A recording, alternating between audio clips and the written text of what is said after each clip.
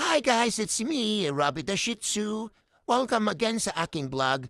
Medyo tahimik ang bahay today kasi inaiwan ako dito kasama ni Lolo Jimmy. Pumasok kasi sa work sina Mommy at Daddy. Sabi nila babalik din naman sila mamayang hapon, kaya behave muna ako rito sa bahay. Si Lolo Jimmy ang bantay ko ngayon. Siyang nagbibigay sa akin ng tubig.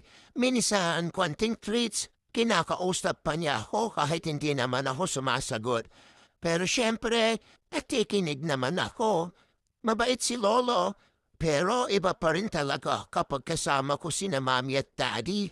Medyo namimiss ko sila. Kaya, ganyan lang ako. Paupo-upo sa tabi ni Lolo. Tapos, hihiga ulit sa buburito kong spot. Naglaro rin ako ng konti para hindi ako mainip. Sabi ni Lolo, dapat to behave ako para pag-uwi nila Mommy at Daddy, proud sila sa akin. Kaya eto na, muna ako ngayon, chill-chill lang sa bahay, naghihintay sa pag-uwi nila Mommy.